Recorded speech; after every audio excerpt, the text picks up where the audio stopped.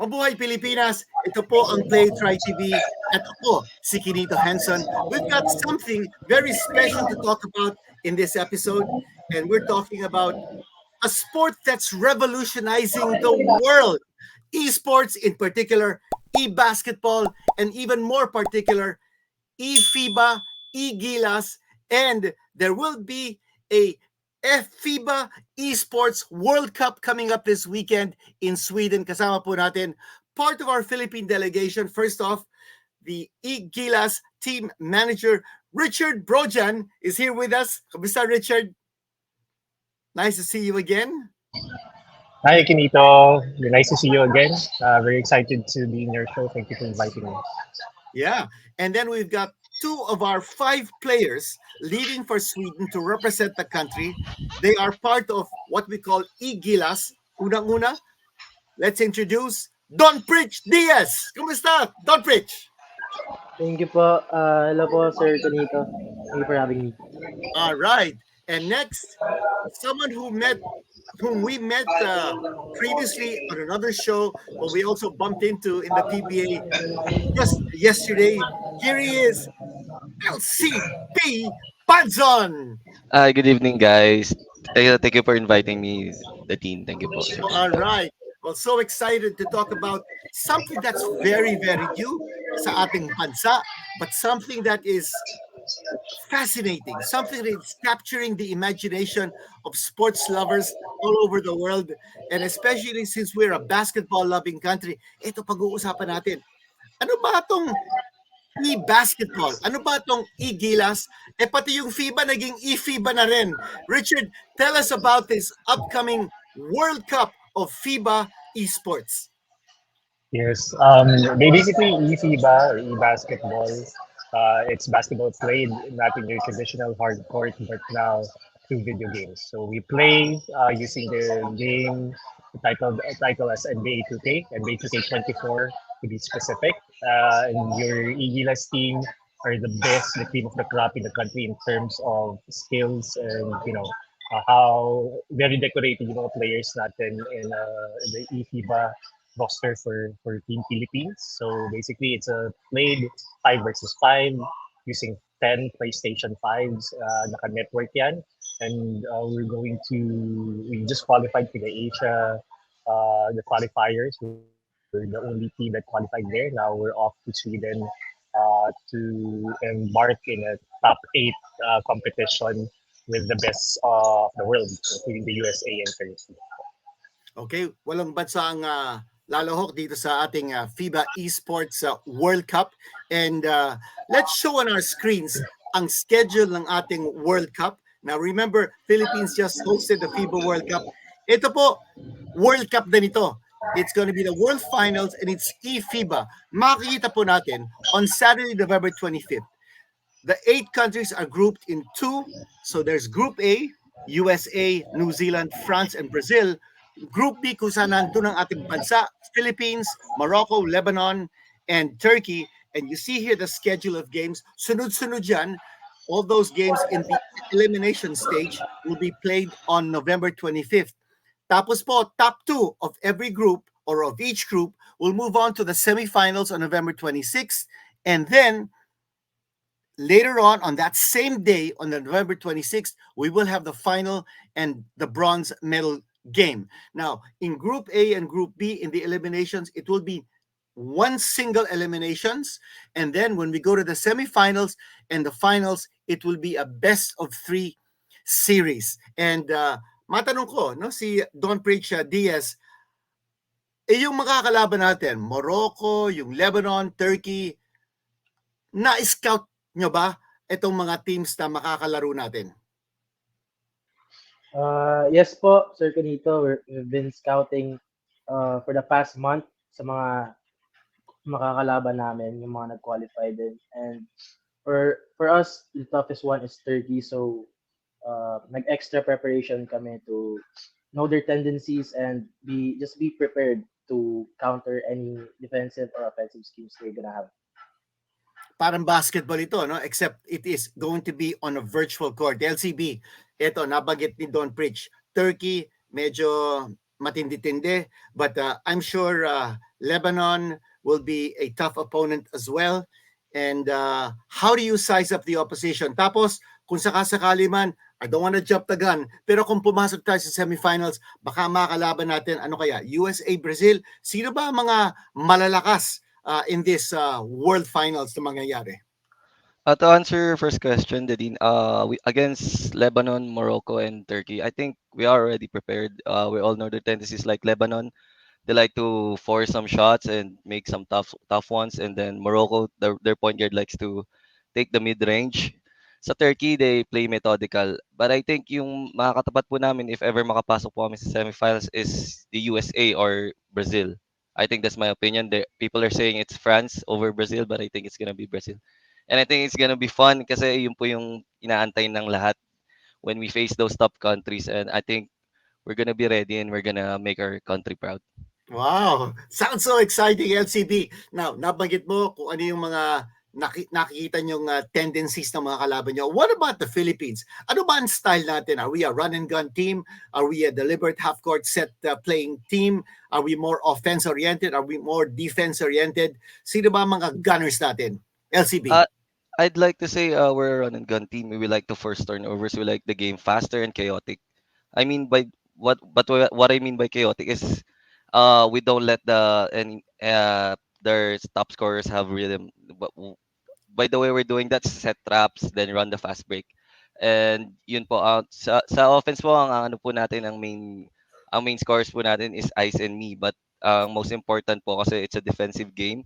It's Preach, Social, and Clue. I think is gonna be the deciding factor if we win this tournament. Wow, sounds exciting. Now, you mentioned some of the players in this in our eGilas composition team.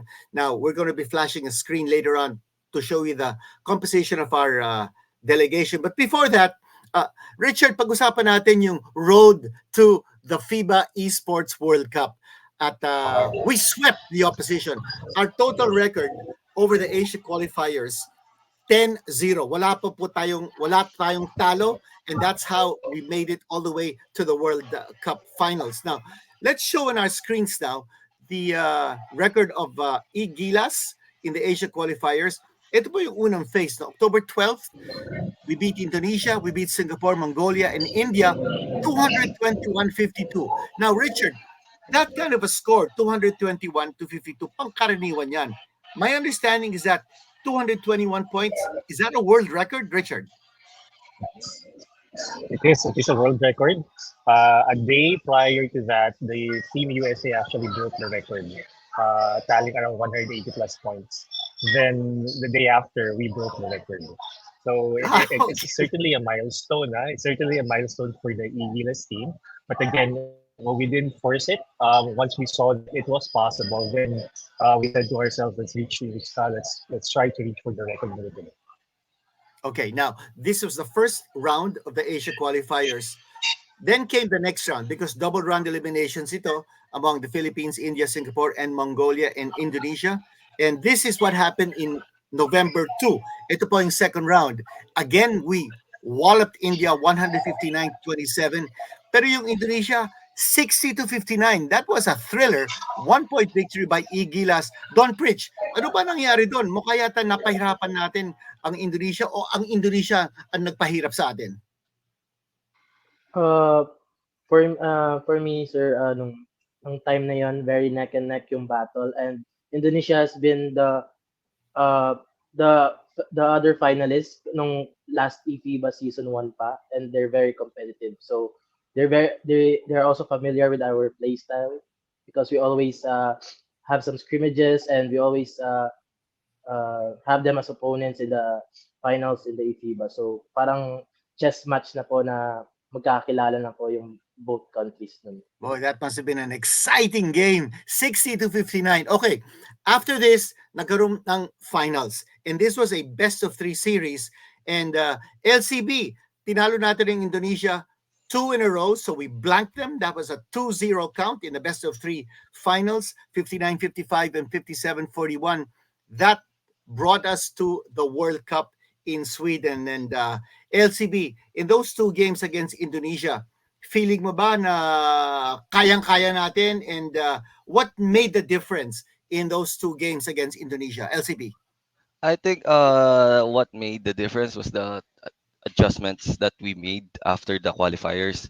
I think they run too much backdoor cuts, and then yun po pinag-usapan namin, then we made the right defensive scheme for that, and then yun na po, I think that decided it, and their offense was just okay, and then our defense was good. So yun nga po, I'll always say it, defense wins championships, and then Yes. yung our game one is 59-55, pero if you watch the game, it was we were leading the entire time and they were just trying to crawl back in the fourth quarter. Okay, So but I don't. think I Go think ahead. we're ready. Ready. Yeah, you're ready. Don't preach. Itong finals ng eGilas over Indonesia, do you think that yung mga nagawa natin in the finals kind of reflected yung coaching strategy ni Team Cone sa Gilas in the Asian Games? Ano sa tingin mo? Para bang you guys were coached by Team Cone? Don't preach. Ah, Kagaya po sa Asian Games, sobrang dami naming adjustments. Tsaka para sa amin, it's time to prove na we're levels above the Indonesian team. So Okay. we just like upped our game, and na kayang-kaya talaga. Alam namin na kayang-kaya namin silang tambakan nun and have a convincing win. Well, yung character siguro lang eGilas, very different from the character of our Gilas team, the 5-on-5 team. But I'm sure there are also similarities. Richard, did you guys get inspiration from Gilas's performance in the FIBA World Cup when we beat China? And then, of course, what happened in the Asian Games? Did you guys get inspiration from that? Richard, go. Yeah, I did. Yeah, we were really inspired with that. All of these players that coaches and manage actually follow all the games also. So we saw we beat China, and then the Justin Brownlee magic also that happened in the Asian Games. We were very inspired. Actually, we were talking about it and saying that we should replicate that, right? So that we finish the year with a bang in terms of winning the gold medal for esports also. So that's something that we are aware of. And, we will take lessons there. Hopefully, that inspiration will propel us to win the gold medal in Sweden. Okay, narinig natin si Richard. Inspirado daw sila ng performance ng Gilas in the Asian Games as well as the FIBA World Cup. Okay, we've got some images that we want to flash for our viewers. And if you could just help us talk through these images, pakita natin ngayon. Okay, we've got these images. What are these? Are these avatars? Are these images, creations of our players? LCB, can you tell us a little bit kung ano nakikita natin ngayon on our screens? Who are these guys, and are these creations of you guys? This was from our old team way back. These guys are Rack, you see this Rack, Caster, and Ral.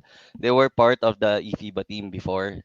And on the left side, that's Aljon. These are our avatars. We created ourselves. We decide what we look and what our height is, or what accessories we wear, or the shoes, or the brand of shoes we wear. Okay. And LCB, in your own image, who do you look like in your character? Do you look like an idol of yours in the NBA or an idol of yours in the PBA? Ikaw? No po. With my character, it has like a different look kasi meron siyang face scan ni Joker. Is the villain of Oh, the really? Batman, yeah, the Batman series. Not Joker, not Nikola Jokic. It's the No, real na Joker. the It's the real real Joker, Joker of the the Heath Batman Ledger series. type of Joker. Yeah, All my right. avatar. Just to be Okay. different from others kasi most Uh-huh. people like to like look handsome and all. I just want to Okay. look a little bit scarier and intimidating. Okay, intimidating. Opo. Ikaw naman, Don't Pitch. Ano naman ang character mo, and who do you look like, and who do you pattern the look after? Uh, for me, Sir Tonito, kahit kung anong trip ko lang po that time, Okay. yeah. Nung una kasi I want to create a face scan like Wembanyama kasi yung build yung player ko is like 7'1", but the FIBA Wow, said okay. na bawal yung similar looks sa NBA Yes. players or like Uh-huh. famous people. So yun po parang It's a random choice and selection. Random choice. Hindi naman mukhang Kai Soto. Hindi naman. Hindi, hindi. Okay. Okay, okay. Now, I understand, Richard, ito, I was just going to talk about this. You guys also had a training camp. So kung yung Gilas, napunta sila sa Inspire Sports Academy in Calamba, Laguna. Kayo, nagkaroon din kayo ng boot camp. And can you tell us a little bit about your boot camp? Saan nangyari ito? At in this picture, ano ba ang ginagawa nyo? We had our boot camp in Quezon City. Then the players were there Monday to Friday. They were there to train like 10 hours a day for 1.5 months. So this picture that you see right now is one of the training rooms that we have in the boot camp where where they perform, where they train, and they compete. So this is also the area against the Asian teams in the Asia qualifiers. So the whole production team was there also. Okay, so 10 hours a day over a month and a half, nando kayo sa training camp. And that must have been a grueling experience, Richard, and also for the players. But I'm sure it was all worth it because yung Asia qualifiers, those games happened on an online basis. But for the very first time, FIBA is going to be staging the World Finals face to face. They're bringing in all these 8 teams over to Sweden to perform. Now, they're saying that FIBA esports is on its second season, but it's the first time that the World Cup finals will be held. Don't preach yung first season ng FIBA esports online and hindi naman umabot sa World Finals because what happened was the competition was all on a conference basis. Pero nanalo din ang Philippines sa ating conference. And Don Preach, can you tell us a little bit about that season 1 and how that is the springboard for season 2? Now it's going to be the first face-to-face competition on the world level. Don Preach. Yung eFIBA season 1, we competed against Mongolia and Indonesia, and we won in the finals against Indonesia 2-0. And yung eFIBA po, parang nakita siguro nila na ang ganda po ng reception, yung interaction ng mga fans. Sobrang parang interesting po and parang malaki yung potential. So parang this eFIBA season 2, they exerted effort and time na mangyari po talaga yung first ever World Finals and it's on-site. So, yeah. Very excited po kami na makita yung mga pinapanood namin sa NBA 2K League because being a NBA 2K pro player, the ultimate goal is to be in the NBA 2K League. So, yeah. Excited kami lahat. Well, you guys are excited, but the whole country is excited as well. And LCB, pakikita po natin ngayon yung ating composition of our delegation. We've got that on your screens. Okay, here's the eGilas delegation to the World Cup. Head of delegation natin, si SBP official, si ex-Gubat, isang matalik na kaibigan natin. Team manager, well, we have him here on our show, Richard Brojan. Assistant team managers, Felipe Herrero. Our coaches are Neil Alparaz and Christian Quaresma. And the players, gaya ng actually, LCB, you mentioned some of these players already. Si Ice Alindada, who's 21 years old. And LCB, of course, he's 30 years old. Si Clu Gutierrez, 18. Si Social Malilin is 19. Donbridge Diaz is 21. LCB, can you tell us a little bit about the teamwork that's so important in going to a competition like the FIBA Esports World Cup Finals? I think it goes beyond the players. The dean. I'm just very thankful personally for SPP for giving us the best management to handle us. Yeah, as you can see, Sir X Gubat, Sir Richard Browan, si Philip, then si Coach Mark Solano, kasama po siya. Then si Coach K po, he's from Canada. He's a coach in 2K League of Nets GC. So yung teamwork po just goes beyond how we play on the court. Siyempre nandun na po yung offensive schemes and defensive schemes. Pero the success of the team starts with the management and how the team is composed. And yun nga po, our team is looking good. Spoken like a true team player. And LCB, ano naman ang background of these players? Your own particular background as well. Sabi sa akin ni ex-Gubat is that you guys are the best of the best in esports in the country. So tell us about the background of your teammates as well as yourself. I'll just start it off. Ako po I am the PG and the captain of the Philippines. So I basically lead the team on the offensive end. And si Ice is the shooting guard. He's the secondary scorer and the secondary defender. When the team needs to score, he's the one who needs to step up. Si Kenneth Gutierrez, we call him Clue. He's the main defender, the lockdown defender as we call him. His main responsible is to stop the best scorer of the other team. And Julian Social Malin is like the Draymond Green on our team. Wow, He verifying yeah Draymond Green. He's the heart and soul of the our team defense because he can stop basically everything: the corner cuts, the center, the role of the center, the point guard scoring at the 3 point line, and the shooting guard. And si Preach si Diaz is the our last line of defense. He's the defensive anchor. Basically, he's the guy we trust to get the rebounds, to get those blocks that we need, and in the offensive end, make the right decision sometimes when he gets doubled, like Nikola Jokic when you pass the open man and dominate inside and shoot outside as well. Okay, now you mentioned Draymond Green, you mentioned Nikola Jokic. What about Ice Alin Dada? And what about yourself? If you were to compare yourself and Ice to NBA players, who would they be? I think Ice would be. We want him to be Paul George. We want him to be Paul Okay. George. Yeah, he needs to be the best two-way for our team. And on the start, he was struggling with his defense, but now he's a better player on the defensive end, and his scoring has always been natural for Mm-hmm. Ice. For me, I just think it's more of a, how do I call this? It depends on the team we're playing against. Sometimes I need to be Steph Curry, sometimes I need to be Chris Paul. All right. Nice. The game is more on the defensive end, so you have to adjust accordingly. Sir Kinito. Okay, now don't preach. Question for you, no? Which league do you follow more, the NBA or the PBA? And if you were to be asked, sino ang favorite NBA player mo, sino ang favorite PBA player mo? Anong isasagot mo?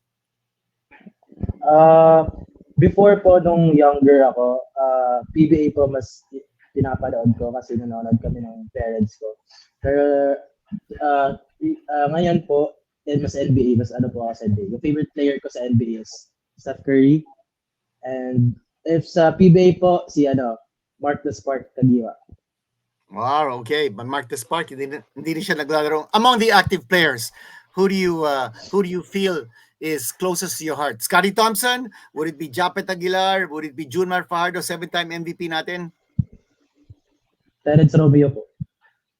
Terence Romeo, yes. Oh, there's a Terence Romeo clone who's now playing in the PBA. Kit Jimenez, unfortunately, fractured or he suffered an orbital fracture in his bone in a game kahapon. But yeah, Terence Romeo is certainly a crowd favorite. And Richard, just a few final thoughts from you. This is quite an experience for the country, quite an experience for the guys. But uh, this is an experience of a lifetime because hindi tayo umabot, of course, to the playoff stage sa FIBA World Cup. But now, in the FIBA Esports World Cup Finals, this is actually the playoff stage. Although we're going to go through the eliminations before going to the semifinals, ibang klase competition ito. We've got a chance to be world champions. Richard, tell us about your expectations and your feelings before you guys leave for Sweden. Right now, Dean, actually, funny you mentioned that we've been waiting this for the longest time. I was talking to Clark siguro back in 2017. Wala pang eFIBA noon, wala pa masyadong naglaro ng pro-am. But we were already dreaming about the possibility of Filipinos competing in the world stage. And now, we are going to do it. Kapag malaki namin sa Pilipinas na pagdating sa basketball, hindi lang physical ability, pwede rin lumaban yung mga players na hindi na gifted with that physical prowess, but now through esports and gaming, they're able to make us proud also. Well, we're looking forward to that, Richard. And some final words from you, Don Pritch. Yes, you mentioned you're so excited about this experience. Pero sa tingin mo, maibabalik natin ang corona from Sweden. Don Pritch. Uh, it's gonna be tough po, the Dean, but us, my teammates, our coaching staff, sobrang confident po kami, and ito na po yung hinihintay namin na to prove to the world, to the other countries na kaya namin makipag-compete with them, and yeah, just showcase our talents. Yes, showcase the Filipino talent on the virtual court side of things. And of course, LCB, Clark, this is the moment that all you guys have been waiting for. It's the World Cup stage. And hindi nga tayo napalad in the last FIBA World Cup on the actual court, but on the virtual court, well, Philippines has a chance. Clark, LCB, what do you say? To all the Filipinos, I think it's about time na we show our talent and our IQ with the game. This is the way of showing it and winning the World Cup. I think our team has a chance just because they know. One thing is they don't know how we play our our style of pro am. So I think it's gonna be the best. Our style of play is gonna be the best come Sweden, and we're gonna open some eyes for sure, Sir Kinito. Well, we're all looking forward to that. An eye-opening performance is what we expect from eGilas in the FIBA Esports World Cup Finals in Sweden. That'll happen this weekend. Maraming salamat, guys. Richard, Don Preach, and LCB, thanks for coming over, dropping by Playitright TV, and best of luck to you. Bring home the bacon and make us proud. Thank you so much for Thank you joining po. us Thank you on po. Thank Playitright you po. Thank you for TV. having us, Maraming Ganito. salamat. Thank you Thank po. you. Thank you for having us. Maraming Thank you po. salamat, guys. Thank you. Thank Thank you. you. Thanks, guys. Thank you. Thanks.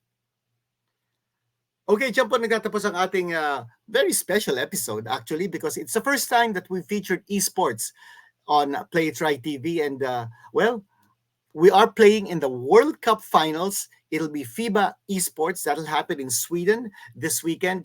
And we're lucky that we were able to get the team manager with us and two of our five players to tell us about this coming competition. We saw the competition, we saw our schedule, we saw some images of what our players may look like when that ball starts rolling. And as LCB Banson said, this will be an eye-opening experience for everyone. And maybe the opponents won't know how we play. We've got a lot of surprises for them. Our basketball IQ will be showing in this competition for sure. Okay, maraming salamat. And don't forget, like, share, subscribe to Play It Right TV. We're here for you all the time. Remember, play it right all the time. This is Kinito Henson. See you again next time. Maraming salamat.